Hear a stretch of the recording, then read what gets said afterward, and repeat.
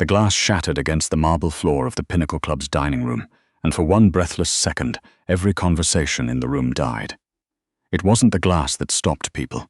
It was the sound that followed it, the sharp, open-palmed crack of a woman's hand connecting with the cheek of a server, loud enough to cut through the string quartet mid-movement.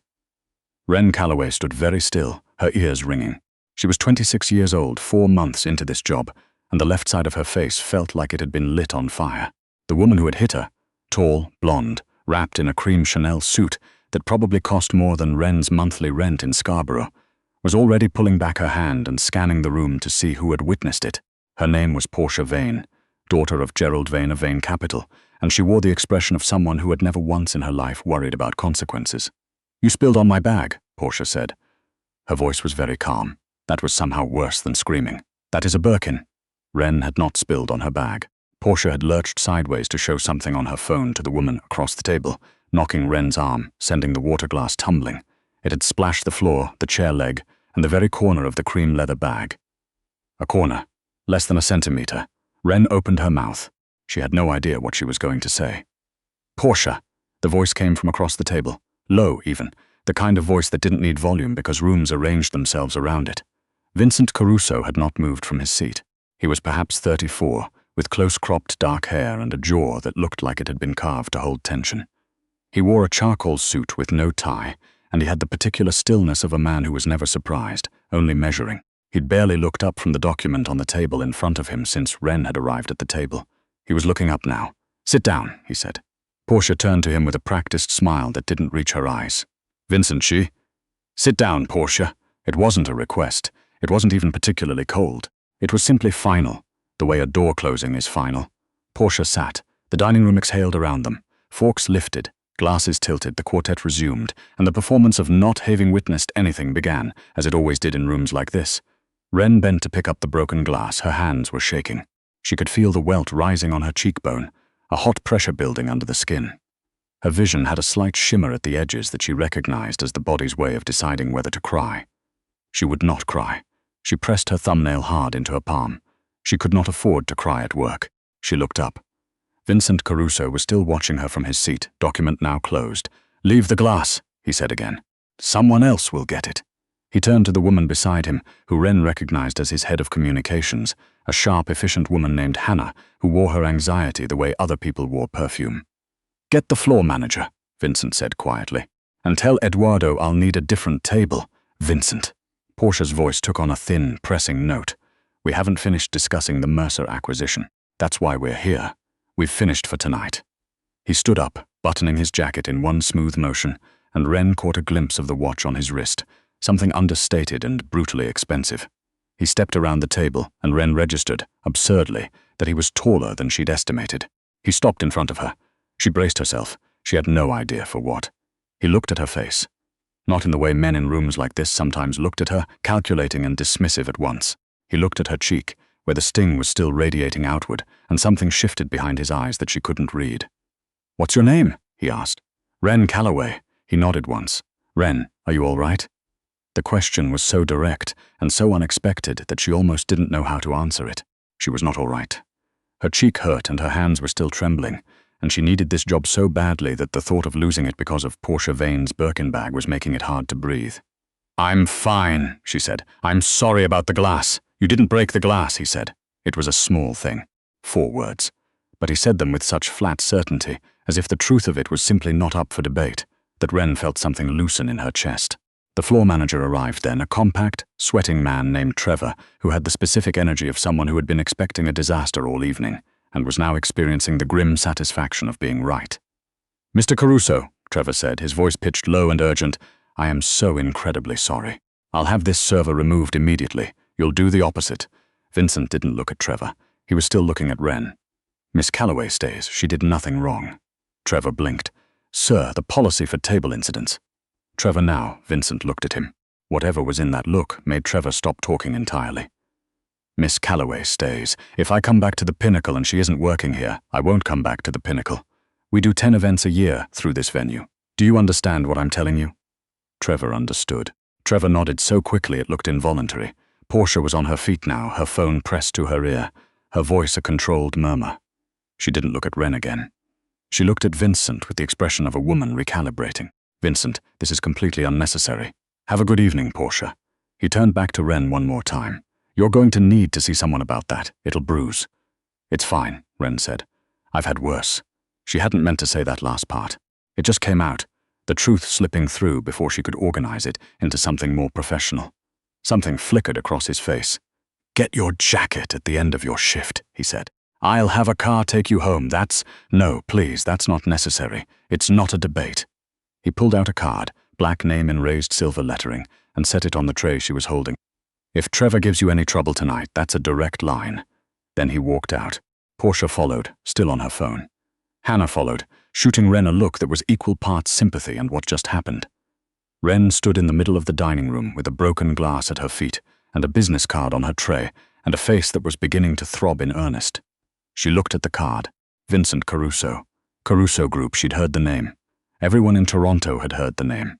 The Caruso Group was infrastructure, real estate, private equity, the kind of company that didn't advertise because it didn't need to.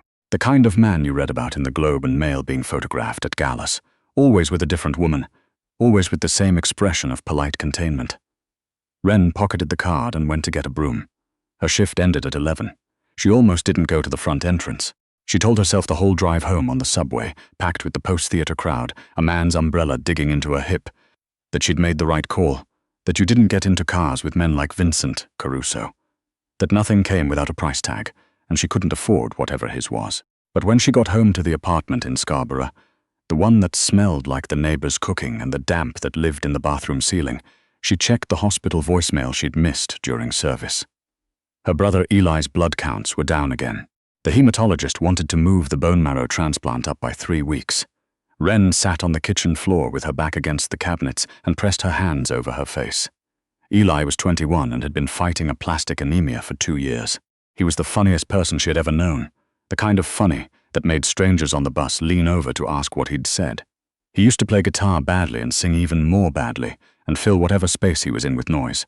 The hospital had made him quiet. The treatment had made him quieter. Now he slept 14 hours a day and ate whatever she brought him in small, careful bites, and told her he was fine in a voice that was trying very hard to be convincing. Ren looked at the stack of papers on the counter. The transplant coordinator had been very kind and very clear. The out-of-pocket costs with Eli's current coverage would be approximately $43,000, not including the 6 months of post-transplant care. There were grants she could apply for. There were payment plans. The coordinator had given her a pamphlet with a sunrise on the cover. She had $3,700 in her savings account. She got up off the floor. She found the card in her uniform pocket. She typed the number into her phone, then deleted it, then typed it again. It was 12:30 in the morning. She pressed call. It rang twice. Miss Calloway. His voice was the same as it had been in the dining room, unhurried, alert, like a man who kept odd hours and had made peace with it. I was wondering. Her throat tightened. You were expecting me to call. I thought it was possible. She stood in her kitchen in her work clothes with the card bent slightly from being in her pocket all night. I need to be very clear about something, she said. I'm not calling because of tonight. I mean, I am, but I'm not asking for anything because you were kind to me. I don't operate that way. I know, he said. You don't know me? No, he agreed. But I know you didn't call at 12:30 in the morning to thank me. She exhaled. My brother is sick. He needs a transplant and I can't. She stopped. Her voice was doing something she couldn't allow it to do. She pressed the heel of her hand against her sternum and breathed. I don't have the money. I've tried everything I can think of and I keep running into the same wall, and I don't know why I'm telling you this because you can't actually... How much, he said. She told him. Silence. Not the uncomfortable kind, the kind that meant he was already doing something. Come to my office tomorrow morning, he said. 9 o'clock. We'll talk, Mr. Caruso. Vincent. It felt strange in her mouth. I can't take money from a stranger. That's not who I am. I'm not offering to give you money, he said. I'm offering to have a conversation. There's a difference. A beat. I'll send you the address. Get some sleep, Ren. The line went dead. She stood in the kitchen for a long time after. The Caruso Group occupied the top 4 floors of a glass tower on Bay Street that reflected the sky so completely it seemed to vanish into it. Ren wore the best blazer she owned. Charcoal, slightly too large at the shoulders from a Value Village rack 3 years ago, and told herself it didn't matter, that clothes were armor and hers was fine. The receptionist didn't make her wait. A young man in a very good suit came to collect her within 90 seconds of her giving her name, and the speed of it made her feel like she was being pulled gently but inevitably toward something she hadn't fully chosen. The elevator required a card. The office it opened into was the kind of space that made you aware of how high up you were. All glass and pale stone, the city spread below like a map of somewhere that felt, from up here, entirely manageable. Vincent Caruso was standing at the window with a coffee cup, looking out. He turned when she came in. He looked different in daylight.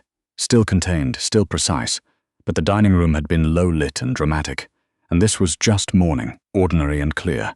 He had shadows under his eyes that hadn't been there last night, or perhaps she simply hadn't been looking carefully enough. "You came," he said. "You seemed like someone who follows through," she said. I wanted to see if that was true. Something in his expression shifted, not quite a smile, but adjacent to one. He gestured to the chair across from his desk. She sat. He sat. He opened a folder. "Ellie Calloway," he said. 21. Aplastic anemia, diagnosed 2 years ago. Currently a patient at Sunnybrook. The transplant team is Dr. Mehta's unit." He looked up. "You look alarmed." "I had some information gathered," he said, with the distinction of a man who found the word investigated too dramatic for what he considered basic due diligence. "I do that with anyone I'm considering entering an arrangement with." "We're not entering an arrangement," Wren said. "We're having a conversation. We're doing both," he said, and the directness of it was enough to stop her. He wasn't being unkind. He was simply moving at a pace she hadn't caught up to yet. "Ely's surgery is scheduled for the 14th. The funding gap is $43,000. I can wire that to the hospital's trust account by end of business today." Wren's hands had gone very still in her lap. In exchange, Vincent said, "I need something from you." There it was. She had known it was coming. She'd told herself she was prepared for it, and now that it was here, she found she wasn't prepared at all. "What?" she said flatly. "Do you need?" He looked at her steadily. "Portia Vane and I were engaged. As of last night, we're not.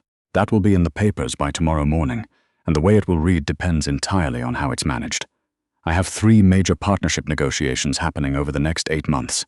2 in Calgary, 1 cross-border, where I need to appear stable. Focused, not a man whose personal life is entertainment. You want me to pretend to be your girlfriend," Wren said. "Fiancée," he said. The word landed with a particular weight. "You slapped. Portia slapped me last night," Wren said. "I know. You're replacing your fiancée with the server she slapped. I'm asking you to consider a business arrangement," Vincent said.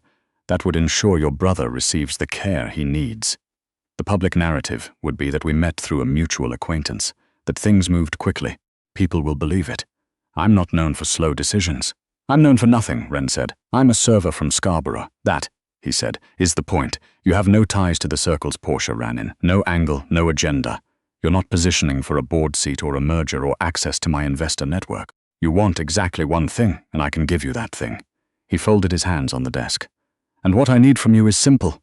You attend events with me. You live at my residence for the duration. You are present when it's required and discreet when it's not. You answer to no one about the private nature of the arrangement. For how long? 10 months. Wren looked out the window at the city below.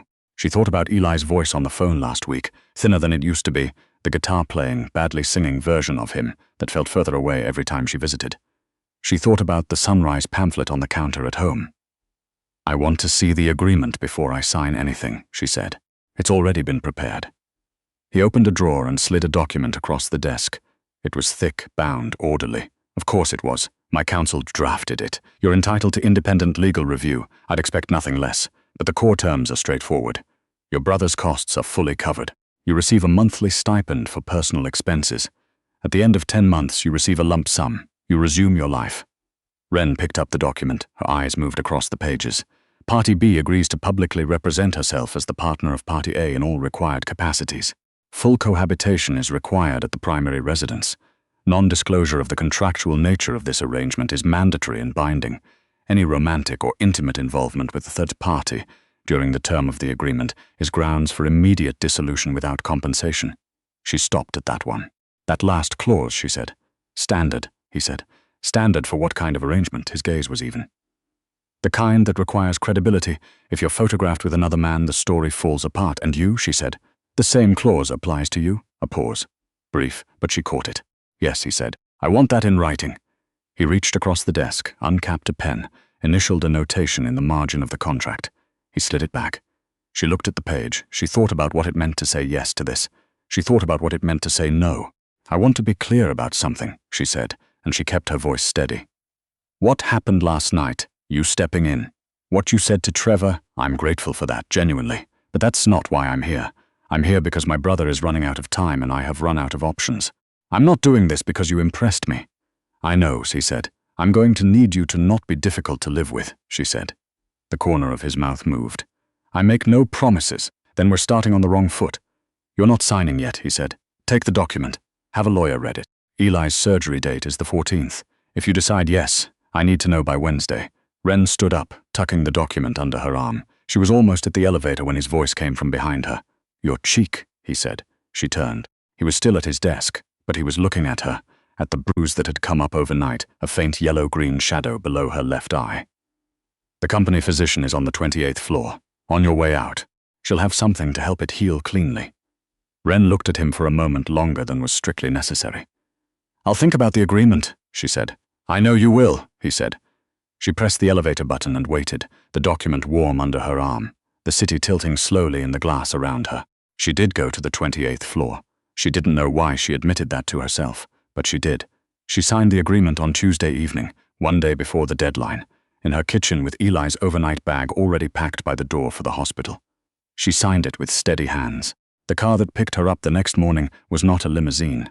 It was a black SUV with tinted windows and a driver named Kwame, who was polite and quiet and carried both her bags to the car without being asked. He was the first person in this new world who made her feel like a human being rather than a variable in an equation, and she liked him immediately. Eli had already been admitted to Sunnybrook the day before.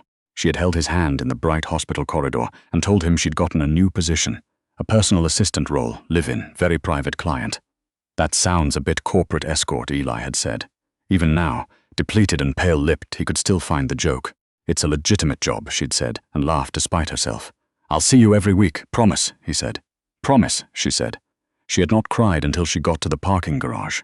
The house, the estate, she corrected herself, was in Rosedale, tucked behind a walled garden that you'd walk past 50 times without noticing, which was probably the point. It was Georgian in style, old red brick, 4 stories, the kind of house that looked like it had opinions. Inside it smelled like good wood and cool air and something faintly floral that she couldn't identify. A woman named Agatha met her at the door. She was perhaps 60, with silver hair coiled neatly at her nape and the expression of someone who had organized large, complicated households for a very long time and found them on balance manageable. Miss Calloway, Agatha said. Welcome. Mr. Caruso is in meetings until 6. I'll show you your room. His room, Wren said. The agreement said. The East Guest Suite, Agatha said smoothly. We maintain the arrangement as Mr. Caruso sees fit in private. You'll have your own space in public. Naturally, the presentation is different. Wren exhaled. All right. He does have one expectation this week, Agatha said, leading her up the staircase. There's a dinner on Thursday. City council members, 2 of the infrastructure partners, 1 journalist from the Post who will absolutely be watching you both. Mr. Caruso will brief you tomorrow morning. Wren's room was a large, comfortable space with a window seat and a view of the back garden. It was the nicest room she had ever slept in. She sat on the edge of the bed and pressed her palms against her thighs and breathed. She was in Rosedale. She was engaged, officially and photographically and contractually, to one of the most watched men in Toronto. Her brother's surgery was in 4 days. She had sold 10 months of her life. She would do it 10 times over. Vincent came home at 6:45. She heard him before she saw him, the particular sound of a man moving through a house with the ease of total ownership, doors opening and closing. A brief exchange with Agatha in the hall below, then footsteps on the stairs and a knock on her door. She opened it. He looked tired. The containment was still there, but it had loosened slightly around the edges. Jacket off, sleeves rolled to the elbow, a slight groove between his brows that hadn't been there that morning. Settling in, he said. It wasn't quite a question. Agatha is very efficient, Wren said. She is. He leaned against the doorframe. I had Eli's file sent to Dr. Mehta this afternoon. She's aware I'm covering costs directly. Billing goes through my office. You won't see any of that. Wren's throat tightened. Thank you. He looked at her for a moment like he was trying to decide something. Dinner is at 7:30, he said. You don't have to join me. Agatha will bring something up if you'd rather. She almost said yes to that. She almost took the easy option. Downstairs is fine, she said. They ate in the kitchen, which surprised her. She'd expected the formal dining room, the long table, the performance of wealth. Instead, Agatha had left them a meal in covered dishes on the kitchen island, and Vincent poured water from a glass jug, and they sat on wooden stools and ate like 2 people who happened to share a space. He asked her about Eli.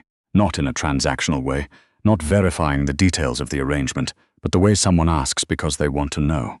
She told him about the guitar playing. She told him about the bus joke. She told him about the morning 2 years ago when Eli had called her from a walk-in clinic, saying the doctor wanted to refer him somewhere urgently, and she had driven across the city in 18 minutes, running 2 red lights and felt, for the entire drive, like she was falling from a great height. Vincent listened without interrupting. "He sounds like good company," he said. "He's the best person I know," she said simply. He was quiet for a moment. He turned the water glass in his hand. "My sister had cancer," he said. "Breast cancer, 4 years ago. She's fine now. She's in Vancouver. She has 2 kids. She coaches her older one's hockey team on Saturday mornings. But for about 18 months, I would have sold everything I owned to make it stop." Ren looked at him. It was the first time he had offered her anything that wasn't part of the structure of the arrangement, anything that wasn't information or instruction or terms. "Did it help?" she said. "Having money? To fix it?" "It helped her get the best care quickly," he said. "It didn't help the waiting." He set down the glass. "The waiting is the same for everyone." She thought about that later, lying in the nice room with the window seat, listening to the old house settle. The waiting is the same for everyone. She had expected a man like Vincent Caruso to be impermeable, assembled entirely from function and strategy. She had not expected him to know what the waiting felt like. The Thursday dinner was everything Agatha had warned her about. 8 people around a mahogany table, 2 of them watching her with the specific attention of people doing rapid calculations. The journalist from the Post. A woman named Sandra with a recorder she kept touching like a talisman. Asked Ren 3 questions that were technically about the evening, but were actually about her origins, her background, how she and Vincent had met. Ren answered with the prepared story, warm and vague, and felt Vincent's hand rest briefly on her back, a light pressure that she had not been expecting and that said, in the language of rooms like this, "She's with me, she's genuine, stop calculating." It worked. She watched Sandra's expression shift from assessment to interest. In the car home, Vincent said, "You were good in there." "I wasn't performing," she said. He turned his head. "I know. That's why you were good." 2 weeks later, the photo was in the Post. The 2 of them leaving a gallery event, her in a borrowed dress the color of midnight blue, his hand at the small of her back again, both of them mid-conversation, unposed.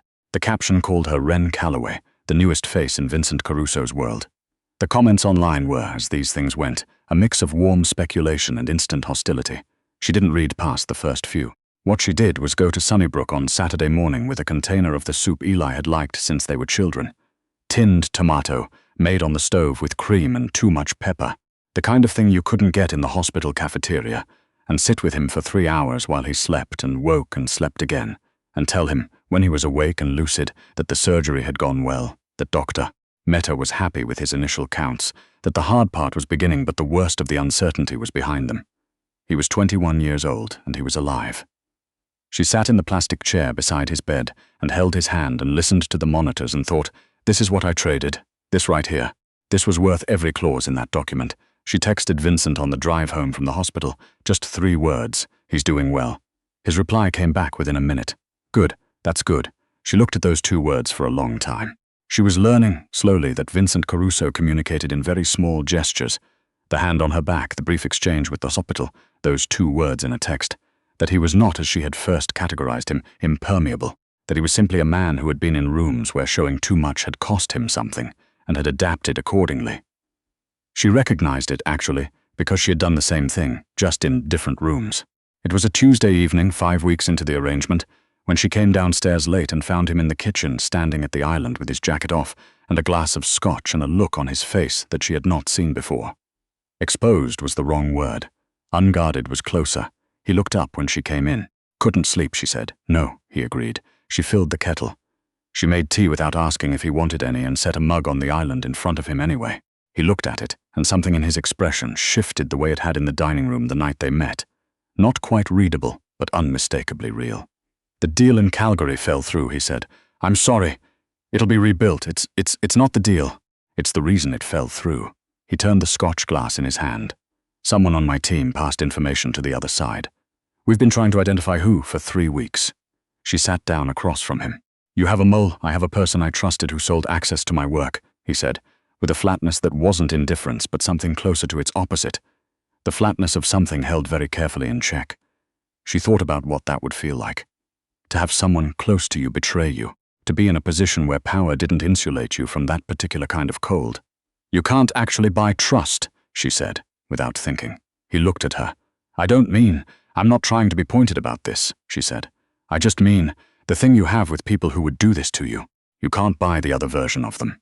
He was quiet for a long and still, and the city outside was its usual midnight self, orange-lit and ongoing. "No," he said, "you can't."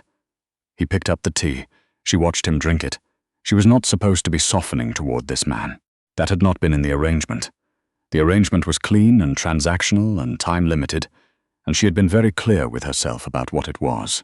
But here was the trouble with arrangements that involved living in someone's house and eating at their kitchen island and watching them hold their guard down in increments.